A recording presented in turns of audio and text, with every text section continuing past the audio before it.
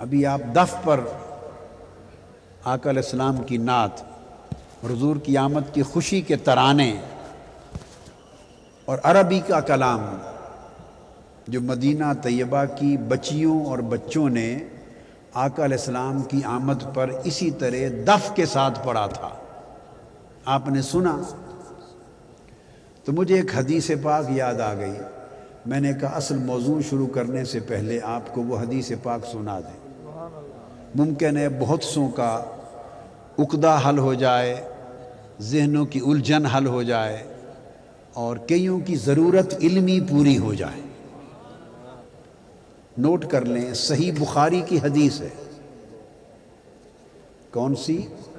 صحیح بخاری، حدیث صحیح ہے، اور بخاری شریف کی کتاب العیدین، کون سی کتاب؟ کتاب العیدین میں حدیث آئی ہے، اور راوی اس حدیث کی ام المومنین حضرت عائشہ صدیقہ رضی اللہ تعالی عنہ خود ہیں۔ اب اس سے بڑی سند تو کوئی نہیں ہو سکتی کہ راوی ام المومنین عائشہ صدیقہ ہوں رضی اللہ تعالی عنہ، اور کتاب صحیح بخاری کی ہو، اور حدیث اسناد میں بھی صحیح ہو۔ ام المومنین عائشہ صدیقہ رضی اللہ تعالی عنہ فرماتی ہیں کہ عید کا دن تھا، ہمارے پڑوس کے انصار کی دو بچیاں گھر میں، ہمارے گھر میں یعنی بیت نبوت میں، انصار کے تاریخی نغمات گا رہی تھی۔ یوم بعاث ایک تاریخی دن تھا، جب لڑائیاں ہوئیں، جنگیں ہوئیں، ایک سلسلہ تھا، تو ان میں انصار کے ان قبائل کو فتح ہوئی، تو وہ اس کی یاد میں کچھ اشعار، نظمیں، ترانے لکھے ہوئے تھے۔ پاکیزہ کلام تھا، تاریخی بہادری کا کلام تھا، جرت اور شجاعت کے بارے میں۔ اور انصار کی بچیاں وہ دف کے ساتھ اسی طرح جیسے بچوں نے پڑھا آقا کا نعت کا کلام، تو وہ فرمایا ام المومنین نے کہ وہ پڑھ رہی تھی، گا رہی تھی، تو غنیان، دف پر گا رہی تھی وہ کلام۔ اتنے میں سیدنا صدیق اکبر رضی اللہ تعالیٰ عنہ اچانک اندر تشریف لے آئے۔ آقا علیہ السلام بھی خود گھر میں موجود تھے اور سن رہے تھے۔ ایک کونے میں جب سیدنا صدیق اکبر رضی اللہ تعالیٰ عنہ اچانک داخل ہوئے تو غالباً ان کی نگاہ آقا علیہ السلام کی موجودگی پر نہیں پڑی۔ داخل ہوتے ہی انہوں نے بچیوں کو دیکھا کہ دف پر وہ پڑھ رہی ہیں، گا رہی ہیں، تو دیکھتے ہی ان کے چہرہ اقدس کا رنگ کچھ متغیر ہوا، اور سیدنا صدیق اکبر کے چہرے پر کچھ ناپسندیدگی کا اور رنج کا کچھ اثر ظاہر ہوا۔ جب یہ ظاہر ہوا تو ام المومنین عائشہ صدیقہ رضی اللہ تعالیٰ عنہ فرماتی ہیں کہ میں نے پہچانا، اور دیکھتے ہی میں نے عرض کیا ابا جان یا صدیق اکبر رضی اللہ، یہ پروفیشنل گانے والی نہیں ہیں۔ میں نے عرض کیا یہ پیشہ ور گانے والی نہیں ہیں، انصار کی بچیاں ہیں اور یوم بعاث کے نغمے جنگ کی یاد میں گا رہی ہیں۔ آپ نے یہ بات سن کر جواب دیا کہ یہ دف، یہ آلات، سخت لفظ بولا، سخت، اور یہ رسول اللہ کے گھر میں؟ سیدنا ابو بکر صدیق نے کہا یہ دف اور یہ آلات رسول اللہ کے گھر میں بجائے جا رہے ہیں، مزامیر؟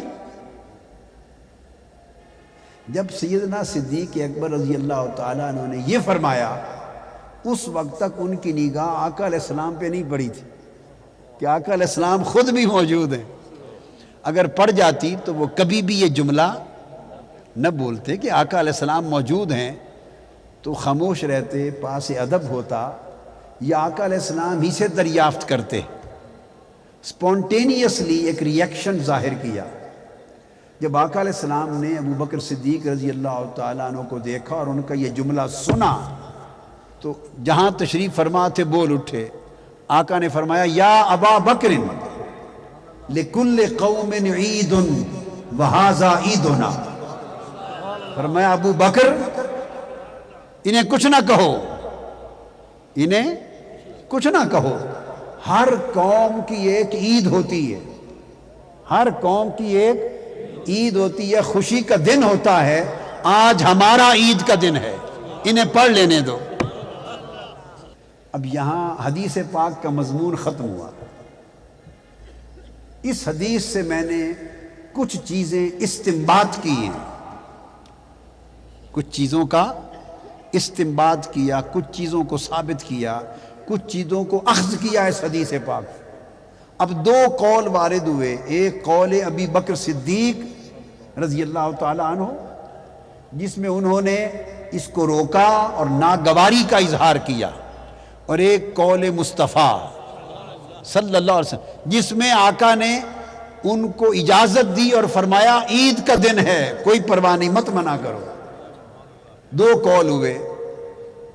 میرا علمی وجدان اور ذوق و عرفان جو نقطہ اخذ کرتا ہے ان دو اقوال سے، وہ یہ کہ دو قول ہیں، ایک قول سے نقش بندیت اور قادریت نکل رہی ہے، ایک قول سے چشتیت اور سہروردیت نکل رہی ہے۔ اب آپ سمجھ گئے بات؟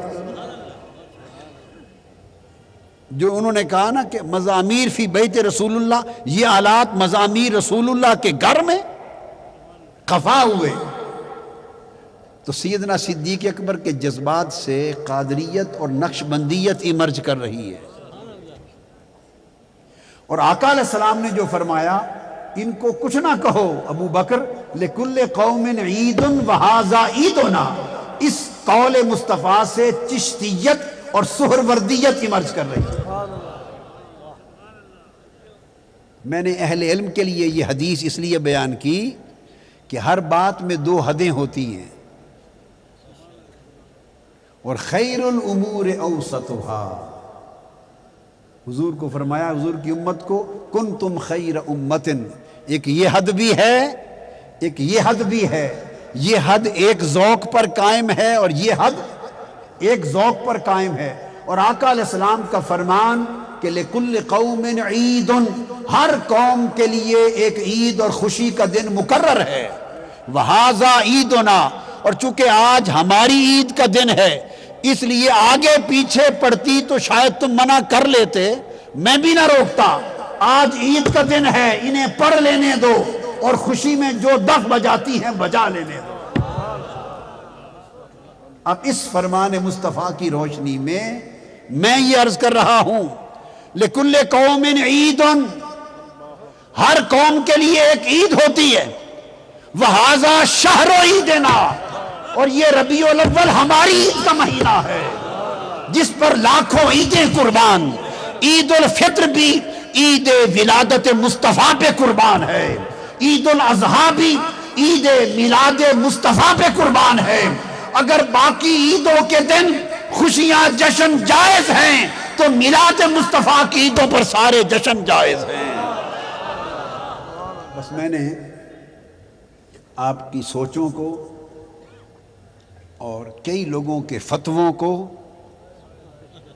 اور کئیوں کے دائرہ علمی کو تھوڑا وسیع کرنے کے لیے بخاری شریف کی حدیث اور فرمان مصطفیٰ سنا دی۔